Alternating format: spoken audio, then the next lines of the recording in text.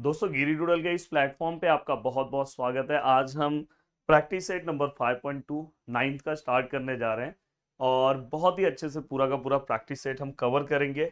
और अगर आपने इसके पहले का मेरा प्रैक्टिस सेट नहीं देखा है तो भाई प्लीज़ इसके पहले वाला प्रैक्टिस सेट आप पहले कवर कर लो, क्योंकि ये जो प्रैक्टिस सेट है दोस्तों ये पूरा का पूरा इसके प्रीवियस प्रैक्टिस सेट के ऊपर ही डिपेंड है। यहाँ पे इस पूरे प्रैक्टिस सेट में मैं क्या करूंगा दोस्तों, पैरेललोग्राम प्रूफ करूंगा। पैरेललोग्राम प्रूफ करने के लिए मैं अलग अलग प्रॉपर्टीज यूज कर सकता हूँ। पैरेललोग्राम अगर सपोज मुझे प्रूफ करना है तो मेरे पास एक पहली प्रॉपर्टी है कि इसके अपोजिट एंगल्स कैसे होते हैं दोस्तों, कॉन्ग्रेंट होते हैं। कभी भी अगर कोई भी क्वाड्रिलेटरल अगर मुझे पैरेललोग्राम प्रूफ करना है, अगर ये प्रॉपर्टी मैच हो गई तो मैं डायरेक्ट पैरेललोग्राम बोल सकता हूँ। दूसरी प्रॉपर्टी है कि अगर इसके डायगोनल्स बाइसेक्ट हो रहे हैं तो मैं इससे भी बोल सकता हूँ, अगर डायगोनल्स किसी भी क्वाड्रिलेटरल के बाइसेक्ट हो रहे हैं तो मैं बोल सकता हूँ कि भाई वो पैरेललोग्राम है। तीसरी प्रॉपर्टी में ये यूज कर सकता हूँ, अपोजिट साइड्स इक्वल एंड क्या होंगे दोस्तों, पैरेलल होंगे। तो ऐसे मैं तीन प्रॉपर्टीज का यूज करके मैं सम को सॉल्व करने की कोशिश करूंगा। चलते हैं दोस्तों वन बाय वन देखते हैं कि क्वेश्चन कैसे सॉल्व होता है। अब यहाँ पे आपके स्क्रीन पे पहला क्वेश्चन दिख रहा है, quadrilateral A B C D is a parallelogram. मतलब जो हमें बड़ा वाला क्वाड्रिलेटरल दिया है ए, देखो बड़ा वाला ए बी सी डी, ये क्या है, पैरेललोग्राम है। तो कभी भी हमेशा इस टाइप के क्वेश्चन में, क्योंकि ये 4 मार्क्स के क्वेश्चन है तो आपको गिवन डेटा लिखना होता है। तो आप यहाँ पे क्या लिखोगे, quadrilateral A B C D is a parallelogram. अब आपने यहाँ पे पैरेललोग्राम लिख दिया। P and Q are the mid point of side A B and D C, बहुत इंपॉर्टेंट गिवन है दोस्तों। P and Q are mid point of side A B and D C and then prove that, हमें देखो क्या prove करना है। To prove, जो हमें प्रूव करना है दोस्तों वो क्या है, quadrilateral A P C Q is a parallelogram.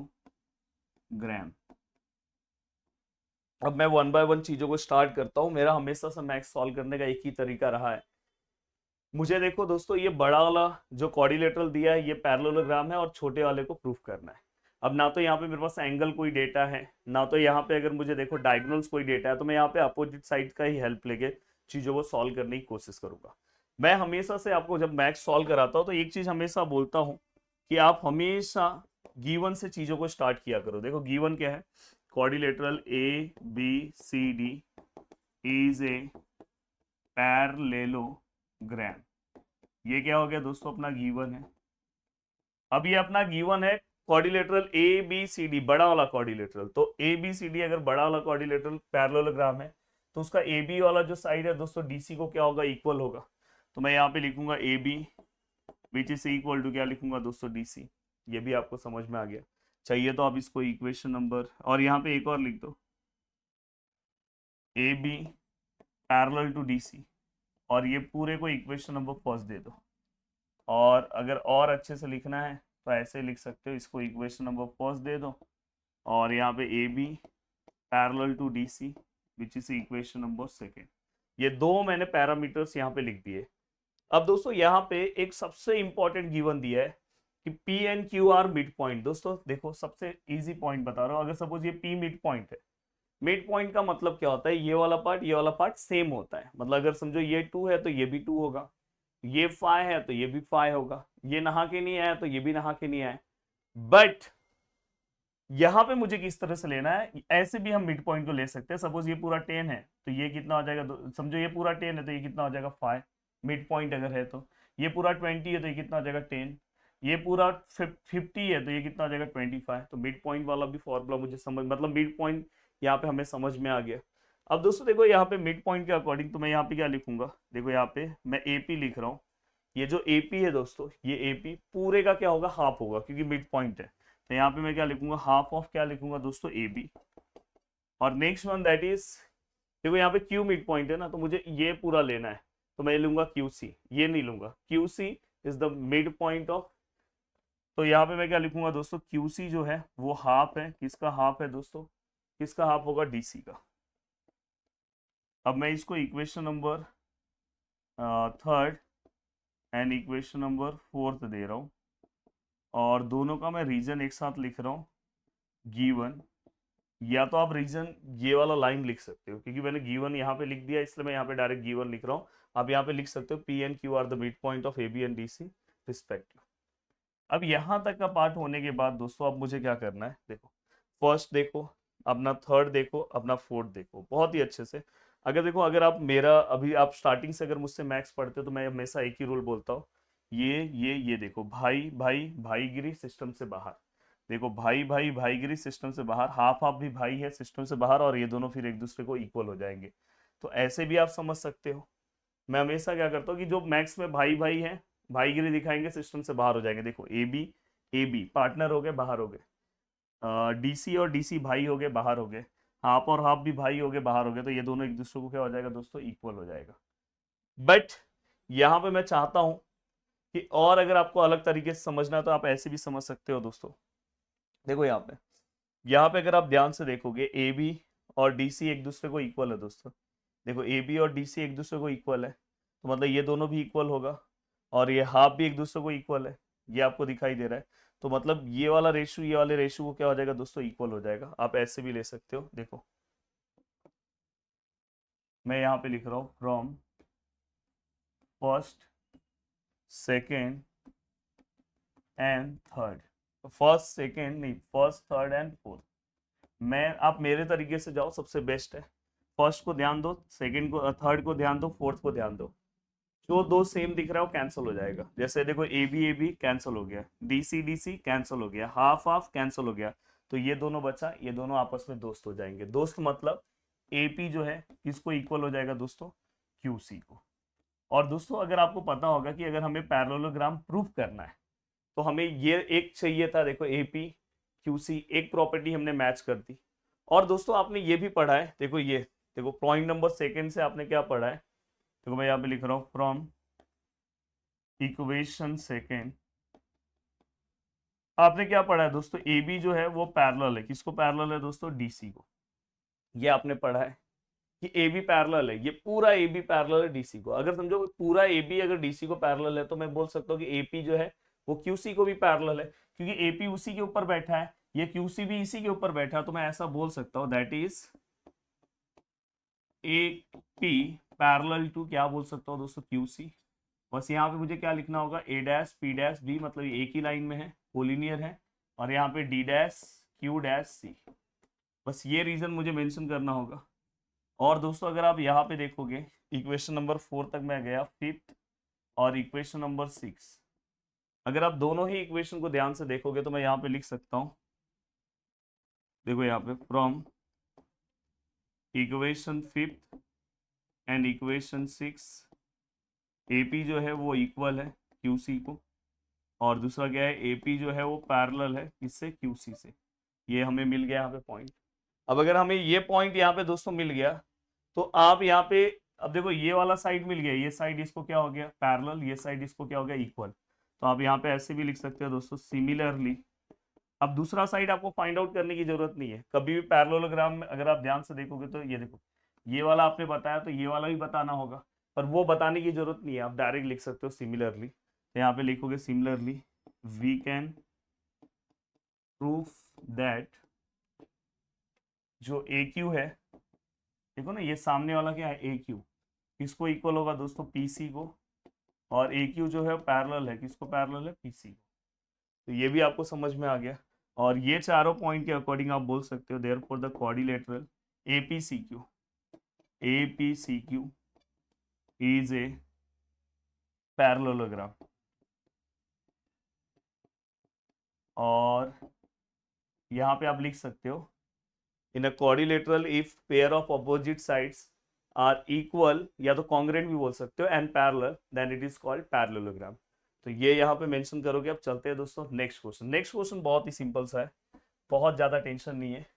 Using opposite angle test of parallelogram, मतलब यहाँ पे हमें, जैसे हमने इसके पहले वाले साइड से बताया, इसको आपको साइड से नहीं बताना है, एंगल से बताना है।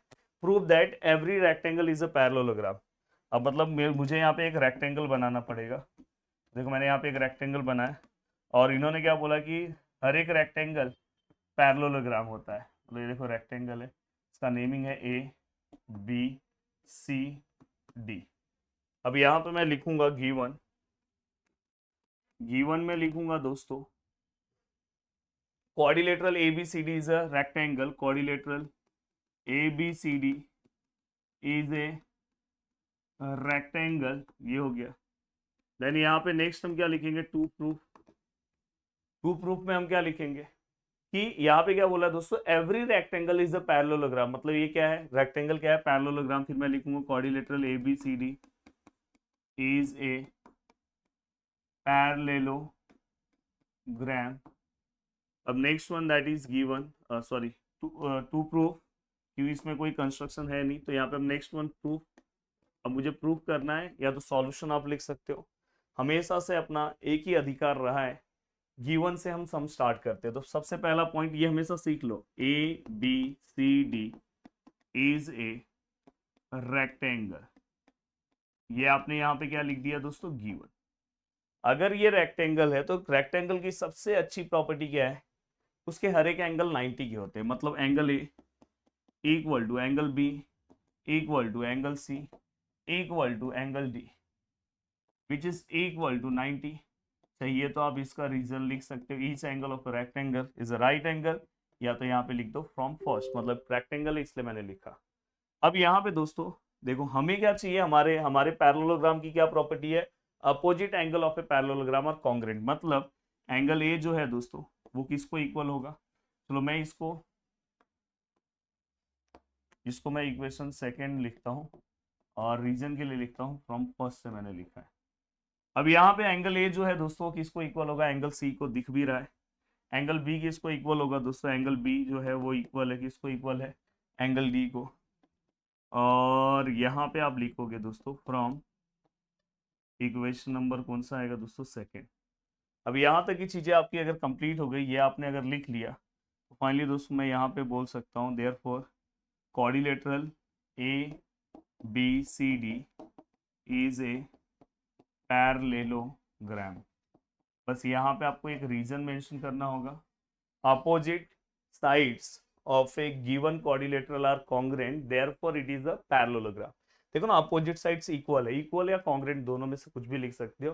तो फाइनली मैं इसको क्या बोल सकता हूँ दोस्तों, पैरेललोग्राम। अब तीसरी कहानी है, बहुत ही अच्छी कहानी है, जो हमने ट्राइंगल लेसन में ऑलरेडी इसके बारे में पढ़ लिया है। अब देखो दोस्तों यहाँ पे जो भी हमारे पास डायग्राम है उसका मैं हेल्प लूंगा।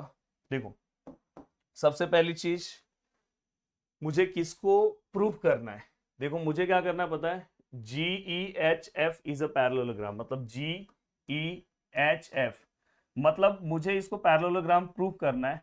ना तो यहाँ मेरे पास कोई एंगल है, ना तो मेरे पास यहाँ पे कोई साइड है, तो मैं डायगोनल्स के हेल्प से करूंगा। अगर मैंने समझो इस वाले पार्ट को इस वाले पार्ट से इक्वल बता दिया और ये वाले पार्ट को इससे इक्वल बता दिया, तो मैं यहाँ पे लिख सकता हूँ कि diagonals of a given quadrilateral are bisect each other therefore it is parallelogram. तो देखो हमेशा मैं कौन कौन से केसेस वाइज जा रहा हूँ, तो इसलिए मैंने बोला कि आपका पहला वाला एक्सरसाइज बहुत ज्यादा इंपॉर्टेंट है दोस्तों। अब देखो यहाँ पे कुछ चीजें गिवन है, बहुत आसान सम है। देखो मैं यहाँ पे लिख रहा हूँ गिवन, क्योंकि ये सब 4 मार्क्स के सम है तो गिवन लिखना पड़ेगा। G is the point of concurrence of median of triangle.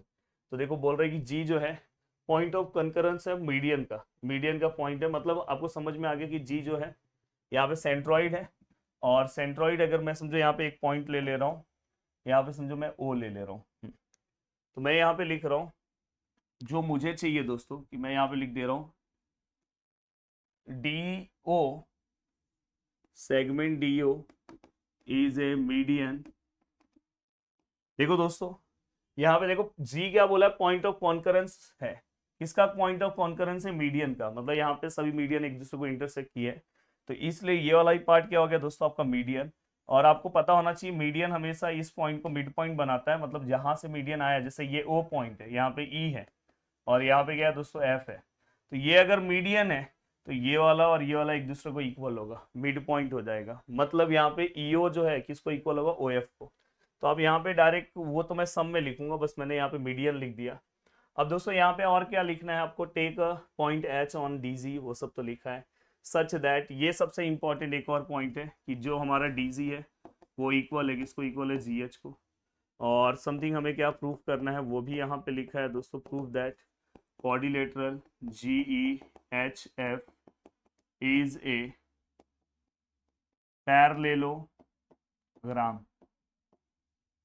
अब यहां तक की चीजें अगर कवर हो गई, अब हमें किसके लिए जाना है दोस्तों? अब हमें आगे की ओर बढ़ना है, और आगे है हमारा सॉल्यूशन, या तो आप प्रूफ भी बोल सकते हो। मैंने हमेशा से बोला है कि सम की स्टार्टिंग कहाँ से होगी दोस्तों? जो हमें दिया है वहां से हम क्या करेंगे दोस्तों? सम को स्टार्ट करेंगे। अब पर यहाँ पे सबसे पहले इन्होंने मीडियन दिया, एक और पॉइंट इन्होंने दिया, G is the point of concurrence of median. मतलब यहाँ पे जी आपको क्या दिया? सेंट्रॉइड दिया है। तो देखो यहाँ पे पॉइंट जी, या तो मैं ऐसे लिखता हूं, centroid G divide the median. देखो ये जो सेंट्रॉइड है, ये जो मीडियन है दोस्तों डीओ। और सर आप डीओ तक ही क्यों ले रहे हो? क्योंकि ट्राइंगल यहाँ ही तक बन रहा है भाई, डीओ तक ही, इसलिए मैं डीओ ही ले रहा हूँ। और बीच में क्या है दोस्तों? जी। देखो centroid G divide the median DO in the ratio, आपको याद आ रहा है कुछ लेसन नंबर 3 में पढ़ा था? कभी भी कोई भी मीडियन को सेंट्रॉइड कौन से रेशियो में डिवाइड करता है? 2:1। कौन से रेशियो में डिवाइड करेगा दोस्तों? 2:1। तो देखो वही लिखा है, point centroid G divide the median DO in the ratio 2:1। इसका मतलब ये है कि मतलब यहाँ पे देखो मैं ऊपर क्या लिख रहा हूँ? डीजी, और नीचे क्या लिख रहा हूँ दोस्तों? जीओ। ये कौन से रेशियो में डिवाइड हो रहा है दोस्तों? 2:1। अब यहाँ पे लिखते टाइम मैं इसको ऐसे भी लिख सकता हूँ, डीजी 2 है, जीओ वहां। देखो इतना सिंपल है, बस आप प्रैक्टिस नहीं करोगे तो नहीं आएगा ना। बाकी लेसन ऐसे हैं कि जहाँ पे आप थोड़ा बहुत देख लोगे तो समझ में आ जाता है। ये ऐसा लेसन है जहाँ पे आपकी प्रैक्टिस की काफी जरूरत है, मतलब आपको प्रैक्टिस करना ही होगा। तो DG which is equal to 2 × 0। But देखो अब दोस्तों, डीजी इक्वल टू 2 × 0, अपने को डीजी से मतलब नहीं यार, अपने को इस वाले में रहना है, जीएच में रहना है। तो देखो यहाँ पे डीजी की जगह पे मैं जीएच लिख सकता हूँ, यस लिख सकते हैं सर, दोनों इक्वल है। तो मैं यहाँ पे लिख सकता हूँ, देखो मैं यहाँ पे डीजी की जगह पे क्या लिख रहा हूँ दोस्तों? GH which is 2 × 0। और ये मैंने कहाँ से लिखा दोस्तों? गिवन से लिखा और फर्स्ट से लिखा। तो यहाँ पे चाहिए तो गिवन एंड फ्रॉम फर्स्ट। अब दोस्तों इसका मतलब क्या होता है थोड़ा सा वैसे तो मैंने आपको पीछे भी बताया। एक्चुअल में इसका मतलब क्या होता है कि अगर समझो ये जीएच है, देखो ये जीएच है और बीच में क्या है दोस्तों? ओ है। जीएच जो है दोस्तों वो डबल है, किसका डबल है? जीओ का। इसका मतलब अगर सपोज ये 3 है तो मुझे बताओ जीएच कितना होगा? सर अगर ये 3 है तो ये डबल है ना, तो ये 6 हो जाएगा। मतलब ये अगर पूरा 6 हो गया तो ये 3 है तो ये पूरा 6 हो जा रहा है। अगर समझो ये 5 है तो पूरा 10 हो जा रहा है।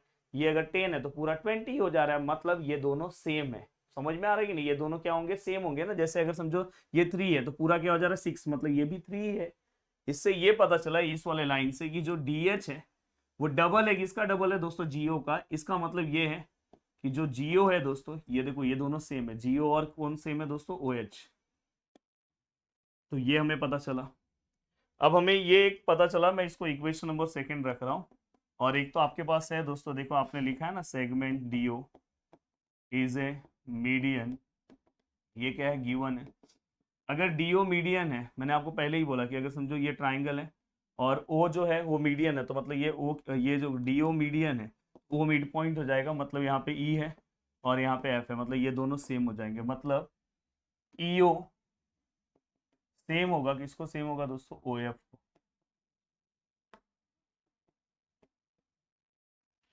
और ये क्या आएगा? इक्वेशन नंबर क्या आएगा दोस्तों? 3 आएगा। अब मैं यहाँ पे अगर ये दोनों को देखो, देखो GO equal to O H मिल गया, EO equal to O F मिल गया। तो इससे मैं ये बोल सकता, यहाँ लिखोगे from second and third quadrilateral GEHF is a parallelogram।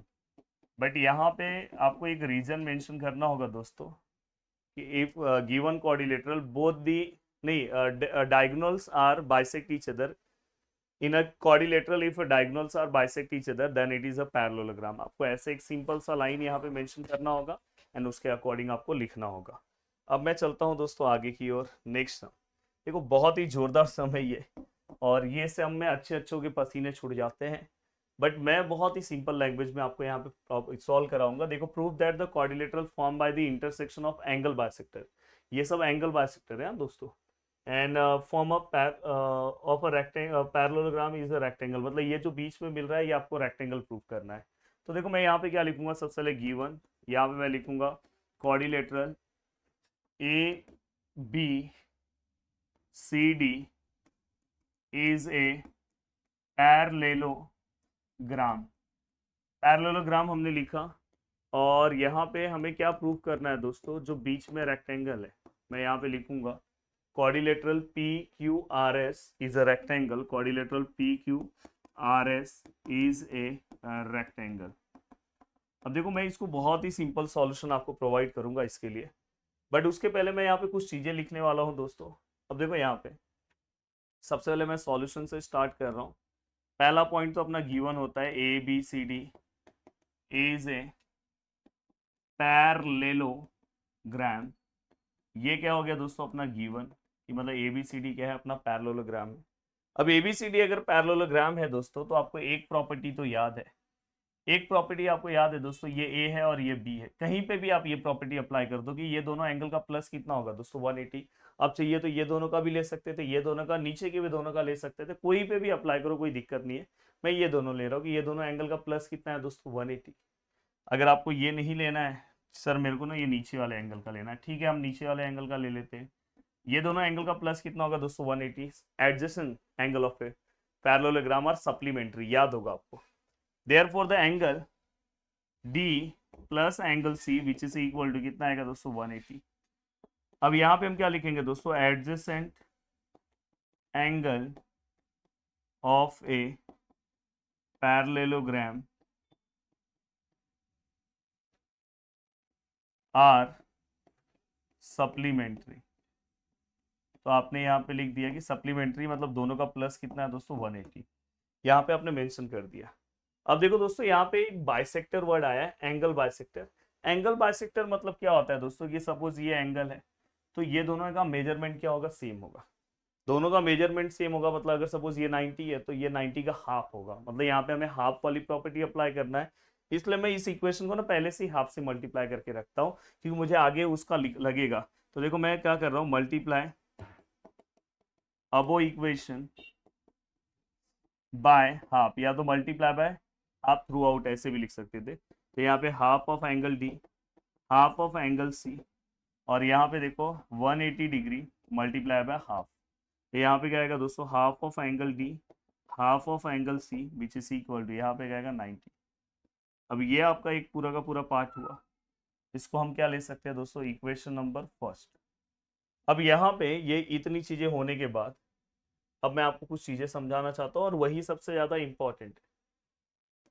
देखो दोस्तों मेनली ना मुझे ये एंगल, ये देखो ये ट्राइंगल में जाना है, ये ट्राइंगल, ये एंगल और ये एंगल से मतलब यहाँ पे देखो डी है, यहाँ पे क्या सी है, और यहाँ पे क्या है दोस्तों पी है।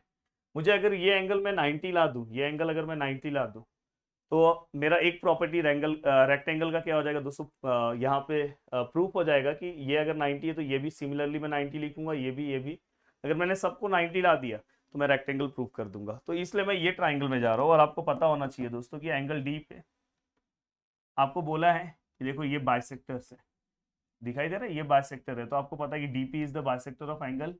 यहाँ पे देखो मैं लिख दे रहा हूँ, सेगमेंट डीपी इज द, ये सब लिखना पड़ेगा, bisector of angle A D सी।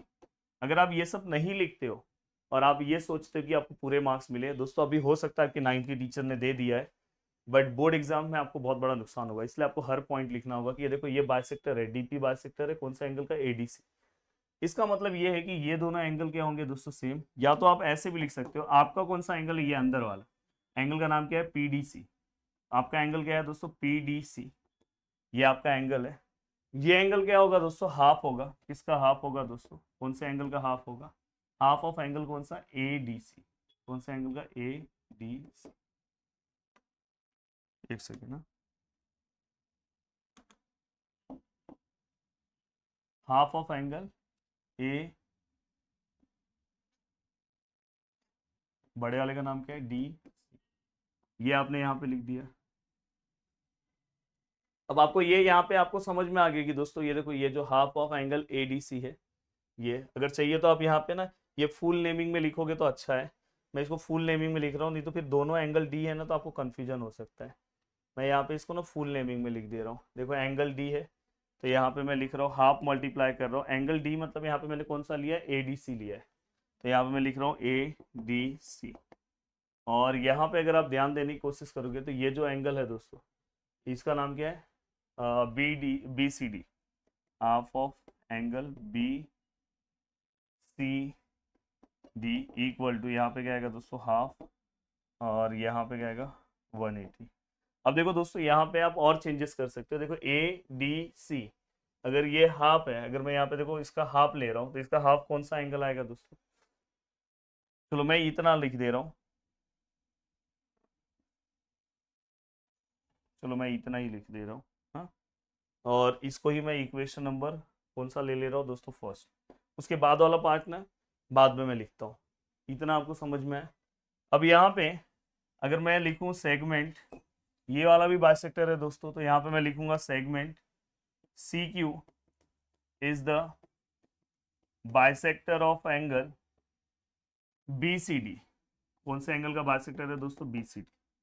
अब यहाँ पे अगर ये बी सी डी का बाइसेक्टर है, हमें मतलब ये वाले से है, तो आप यहाँ पे ऐसे भी लिख सकते हो दोस्तों, इस वाले का नेमिंग क्या आएगा, पी सी डी, या तो लिखो क्यू सी डी लिखोगे तो भी चलेगा, पर मैं पी से लिख रहा हूँ, तो angle P C D half आएगा, किसका हाफ आएगा दोस्तों,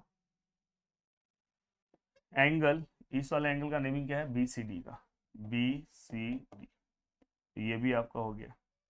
अब ये आपका इतना पार्ट हो गया, ये भी आपने लिखा, ये भी आपने लिखा। अब देखो मैं यहाँ पे लिख रहा हूँ equation number second, equation number third, और यहाँ पे मैं लिख रहा हूँ put equation second and equation third in equation first. ये दोनों वैल्यू आपको किस में पुट करना है दोस्तों, फर्स्ट में। अब देखो यहाँ पे half of ADC, half of ADC आप क्या लिखोगे, पीडीसी, तो यहाँ पे आप देखो लिख रहे हो एंगल पीडीसी। यहाँ पे देखो half of BDC, half of BDC की जगह पे आप क्या लिखोगे दोस्तों, पीसीडी। और यहाँ पे आपको पता है 180 का हाफ कितना आएगा दोस्तों, 90। अब आप यहाँ तक आ गए दोस्तों, तो ये आपका सबसे इंपॉर्टेंट पॉइंट आपको मिला। देखो भाई ये सब 4 मार्क्स के सम है, तो थोड़ा सा लेंथी तो होगा ही, ये मत सोचना कि इतना लेंथी है भाई, होगा ही थोड़ा सा। तो आप अब धीरे धीरे वो लोग आपको ना 8 से 9 से अब थोड़ा थोड़ा 10th की तरह बना रहे। 10th में आप सर्कल लेसन जो है ना उसके सम्स देखोगे तो और बड़े बड़े। अब देखो दोस्तों यहाँ पे, और मैं चाहता तो एक सम सॉल्व करा देता, बोलता दूसरा आप खुद से कर लो, बट मैं हर एक सम सॉल्व करा के देता हूँ दोस्तों। अब यहाँ पे अगर आप ये दोनों पार्ट को देखोगे तो मैंने बोला ना ये ट्राइंगल के ऊपर आपका फोकस होना चाहिए, तो इस ट्राइंगल के ऊपर अगर आपका फोकस है, मैं नेक्स्ट पेज पे इसको कॉपी करना चाहता हूँ, और नेक्स्ट पेज पे हमने इसको कॉपी भी कर दिया दोस्तों। अब कॉपी करते टाइम किस चीज का ध्यान रखना है, थोड़ा सा यहाँ पे देखो, देखो दोस्तों ये मैं ट्राइंगल लूंगा, ये देखो यहाँ पे मैंने लिखा है, ये वाला एंगल का नेमिंग क्या है दोस्तों, एंगल, पहले ट्राइंगल का नाम लिख दो, in triangle P D C, P D C. इस एंगल का नेमिंग क्या है, D P C, D P C. इस एंगल का नेमिंग क्या है दोस्तों, इस वाले का P D C, P D C. और इस एंगल का नेमिंग क्या है दोस्तों, P C D, P C D, which is equal to कितना आएगा दोस्तों, 180। वही रीजन लिखोगे, sum of the measure of angle of all angles of a triangle is 180। अब देखो दोस्तों ऑलरेडी आपको ना ये दोनों का वैल्यू पता है, देखो यहाँ ये दोनों का पता है दोस्तों 90 है, और यहाँ पे ये 180 है, और यहाँ पे ये DPC है। Then angle DPC which is equal to 180 minus 90, यहाँ पे आप लिख दोगे फ्रॉम कहाँ से लिखा हूँ, फोर्थ से लिखा हूँ, and angle DPC which is equal to कितना आएगा दोस्तों, 90। अब यहाँ पे अगर आपको एंगल DPC, देखो आपका ये क्वाड्रिलेटरल है, इसमें ये एंगल आपको 90 मिल गया दोस्तों, देखो ना DPC, इसी को दूसरा नेमिंग आप लिख सकते हैं एस PQ, इसी को आप चेंज करके क्या लिख सकते हो, जो अपने को जहाँ चाहिए, angle S PQ which is equal to क्या, 90। और अगर ये 90 है तो आप सिमिलरली सेम प्रोसीजर अप्लाई करके आप बाकी के एंगल्स निकालो। ये इसके लिए फिर आपको ये ट्राइंगल कंसीडर करके इसका अपोजिट एंगल प्लस करना होगा, फिर ये, फिर इसके बाद ये, ऐसे आपको हर एक चीज़ों के लिए सॉल्व करना होगा। तो या तो ये वाला निकालो, वर्टिकली अपोजिट अप्लाई करो, फिर ये वाले के लिए ये ट्राइंगल लेके वर्टिकली अपोजिट करो, और ये वाले के लिए ऊपर से आप प्लस करोगे तो ये मिलेगा। मतलब सेम प्रोसीजर आप अप्लाई करोगे, इतना आपका टाइम जाएगा, तो इसलिए आप सिमिलरली लिख सकते हो बाकी के एंगल्स आप फाइंड आउट कर लो। Angle P S R 90, angle दूसरा एंगल क्या है एस आर क्यू 90, और तीसरा एंगल लिख दो पी क्यू आर 90। सिमिलरली में डाल दो भाई। अब इतना बड़ा आपको मार्क्स नहीं मिलने वाला कि आप हर एक को सॉल्व करोगे, तो आप ऐसे लिख सकते हो। और देयरफॉर आप लिख सकते हो दोस्तों पी क्यू आर एस ये ना इज ए रेक्टेंगल, और वहां पे अगर उसका रीजन मेंशन करना तो कर सकते हो। अब देखो एक और आपकी शिकायत रहती है कि सर आप स्क्रीनशॉट नहीं लेने देते, तो मैं स्टार्टिंग से आपको स्क्रीनशॉट दे दूं भाई। अच्छा हुआ था बीच में लाइट चले गया था, पर ये सेव हो गया। तो पहला स्क्रीनशॉट ले लो, दूसरा भी ले लो भाई, तीसरा भी ले लो भाई, चौथा भी ले लो। चौथे का ये पहला पेज है एंड चौथे का ये दूसरा पेज यहाँ से। अब चलते हैं लास्ट क्वेश्चन की ओर। लास्ट क्वेश्चन इतना अच्छा क्वेश्चन है कि जिसको अगर आप ट्राइंगल लेसन अगर आपने कवर किया तो लास्ट क्वेश्चन में कोई तकलीफ नहीं होगा। देखो लास्ट क्वेश्चन क्या बोलता है दोस्तों कि point P Q R S R on the side of parallelogram such that, यहाँ पे कुछ गिवन है दोस्तों। गिवन में इन्होंने क्या बोला है, A P equal to B Q equal to C R equal to D S and on the side of parallelogram, मतलब ये पैरेललोग्राम के साइड पे, मतलब ए बी सी डी क्या है दोस्तों पैरेललोग्राम है। तो अब यहाँ पे एक और गिवन लिख सकते हो कि quadrilateral A B C D is a parallelogram. अब यहाँ पे टू प्रूफ अगर हम करने की कोशिश करें तो यहाँ पे आप टू प्रूफ के अकॉर्डिंग कैसे जाओगे, बहुत ही अच्छे से आप जा सकते हो दोस्तों। हमें क्या प्रूफ करना है, P Q R S is a parallelogram. तो आप यहाँ पे क्या करोगे, quadrilateral P Q R S is a parallelogram. अब यहाँ तक का पार्ट होने के बाद नेक्स्ट आपको किस पे जाना है दोस्तों, प्रूफ पे। प्रूफ बहुत ही शानदार है, बस आपको क्या करना है पता है। अगर देखो दोस्तों ये वाला ट्राइंगल ये वाले ट्राइंगल से आपने कॉन्ग्रेंट बता दिया तो आपका काम हो जाएगा। फिर आप क्या करोगे पता है, ये ट्राइंगल को समझो मैंने इस ट्राइंगल को इस ट्राइंगल से कॉन्ग्रेंट बताया, फिर मैं ट्राइंगल का कोई भी साइड किसी भी साइड को कॉन्ग्रेंट बता सकता हूँ। तो ये ट्राइंगल का साइड है, इसको इससे कॉन्ग्रेंट बताऊंगा, और अगर इसको इससे कॉन्ग्रेंट बताऊंगा तो यहाँ पे मिल गया ना आपका अपोजिट साइड क्या हो गया, कॉन्ग्रेंट हो गया। और अपोजिट साइड कॉन्ग्रेंट हो गया तो आप डायरेक्ट इसको पैरेललोग्राम लिख दो। अब सबसे बड़ा क्वेश्चन है कि सर ट्राइंगल को कॉन्ग्रेंट कैसे बताए। ट्राइंगल को कॉन्ग्रेंट बताने के लिए तीन चीजों की जरूरत पड़ती है। सबसे पहली चीज, अपना बड़ा वाला क्वाड्रिलेटरल अपना पैरेललोग्राम है तो angle A congruent to angle P हो जाएगा, एक जोड़ी मिल गया आपको। जोड़ी नंबर सेकेंड आपको कब मिलेगा दोस्तों, आपको यहाँ पे दिया है एपी जो है वो इक्वल है, किसको इक्वल है दोस्तों, सी आर को, तो जोड़ी नंबर सेकेंड मिल गया। अब मेन मैटर है दोस्तों जोड़ी नंबर थर्ड के लिए। अब जोड़ी नंबर थर्ड कैसे आएगा दोस्तों, तो वो एक हमारे लिए बहुत बड़ा टास्क है कि जोड़ी नंबर थर्ड कैसे आएगा। तो आप सभी लोग थोड़ा बहुत सोचो कि जोड़ी नंबर थर्ड हम कैसे ला सकते हैं। तो क्या यहाँ पे कुछ बोला है हमें क्वेश्चन के अंदर, तो हमें क्या करना होगा, कुछ बड़े वाले पैरेललोग्राम के हेल्प से कुछ करना होगा। तो देखो मैं यहाँ पे सम चालू कर रहा हूँ, ए बी सी डी बड़ा वाला ले रहा हूँ जो हमें दिया है गिवन पैरेललोग्राम, और अगर ये पैरेललोग्राम है तो ये क्या हो गया दोस्तों गिवन, और गिवन हो गया तो मतलब इसका ए बी साइड है इक्वल हो जाएगा, किसको इक्वल हो जाएगा दोस्तों, देखो मैं लिख रहा हूँ ए डी इक्वल टू क्या हो जाएगा दोस्तों B C, opposite side of a parallelogram are congruent और तो इक्वल। अब एडी के अंदर अगर आप देखोगे दोस्तों तो एडी के अंदर ए एस और एस डी आया, तो यहाँ पे क्या है दोस्तों A S plus S D, और बीसी के अंदर कौन आया दोस्तों बी क्यू और क्यू सी, तो यहाँ पे क्या है दोस्तों बी क्यू प्लस यहाँ पे क्या है दोस्तों क्यू सी। और यहाँ पे अगर आप ध्यान से देखने की कोशिश करोगे तो ये पूरा का पूरा पार्ट होने के बाद आपको यहाँ पे कुछ चीजें दी है दोस्तों, इसमें से कोई इक्वल है एक दूसरे को। जैसे अगर आप ध्यान दोगे तो एस डी मतलब एस डी इक्वल है, किसको इक्वल है दोस्तों बी क्यू को। तो नेक्स्ट स्टेप में एस डी और बी क्यू क्या हो जाएगा कैंसिल, तो आप लिख सकते हो A S which is equal to किसको बोल सकते हो दोस्तों क्यू सी को। तो ये देखो एक जोड़ी और मिल गया, और यहाँ पे आप लिख सकते हो बी क्यू जो है वो इक्वल है, किसको इक्वल है एस डी को। इसलिए हमने क्या किया, ये कैंसिल किया, और ये इक्वेशन नंबर फर्स्ट मतलब एक जोड़ी हमें मिल गई।